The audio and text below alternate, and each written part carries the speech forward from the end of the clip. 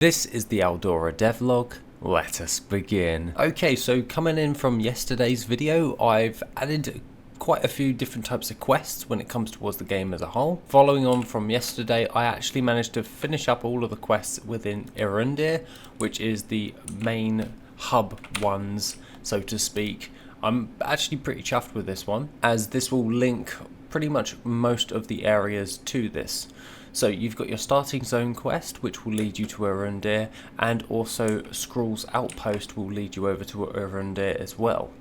So if we make our way over towards the capital city out of the region, and we can actually have a nice little gander of the area. Now, quest givers have been vaguely placed where I want them to be, and one of them to which is over here.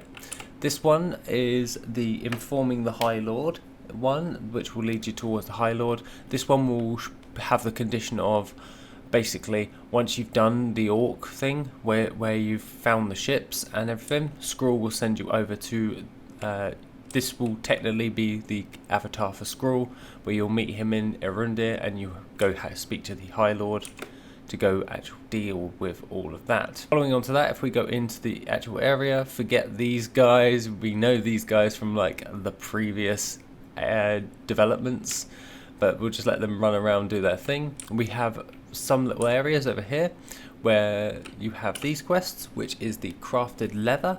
So these will be the tanners, and they'll give you some quests, and then leather for the making, and that will get you into the leatherworking profession. Over here I decided to have this as the tailoring part, so cloth for the making, pretty standard, and then you've got your you should have trousers. I figured I would have a funny laugh about a little bit of a throwback to this devlog within the actual game. You should have trousers. The main character needs trousers, so yeah, I added that in as well. If we actually carry on and keep going down, I believe I left a nice little NPC somewhere. I see him. And then we can go over here, and then there's a couple of NPCs over here which have the quest for war supplies, which is create 10 iron swords that will lead onto your blacksmithing for gear creation, and then your mailing iron, so you deliver that to the docks. So everything is actually coordinated together, so it actually all links up properly.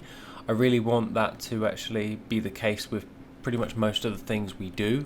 So all of the quests are linked, and especially for the demo, I want you guys to have like a streamlined questing experience, just trying to get into everything and try and see what's going about. This guy is backwards, and we've got copper is the problem, mining copper, and then you've got blacksmithing training number 1 for the copper sword. Then over here you have we need iron, get your iron, and then we've got the blacksmithing training part 2, which is the forge the iron chest plate.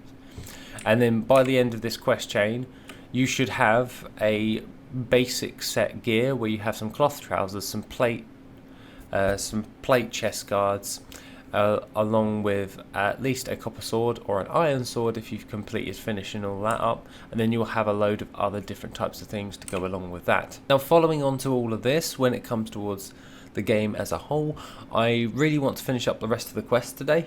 So that is the plan, is to finish up all programming in all of the quests. So especially like old smithies area, I want this to be actually done, because this will be adding into your blacksmithing, as so to speak, with Ulf's Mini.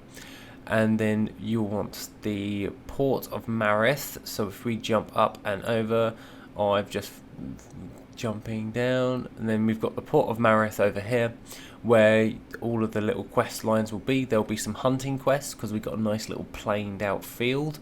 So I was thinking of something like Nessingwary from TBC World of Warcraft, where there is some hunting quests, so a little bit of a grind quest, but they're like, you should already be max level at this point, and it's just for like bonus stuff and all of that jazz, adding it all up into there. And then you've got the Warden's Gate over there, where there'll be some quest lines, and then obviously tricks, where we talked about in the devlog about 3 days ago, I was leaving this planed off area for the tricks part with the elementals and everything when it comes towards your alchemy training, because she'll be the alchemist trainer. So if we actually go into skills and we can have a look at the professions so far: alchemy, carpenter, leatherworking, tailoring, builder, herbing, mining, logging, blacksmithing. I want all of the quests to cover all of the professions. I want it to cover all of your different types of skills and everything. This will be removed, the skills part, because I've got a better way in order to deal with that. And once that's all said and done, we then have a nice little basis that everyone's tried everything. They've got their mounts by the end of this, and overall it just adds up into you've tested every system in the game. So that'd be combat, professions, mounts, and just in general exploration, along with the quest line storylines and everything about that. Overall, it's shaping up to be quite good.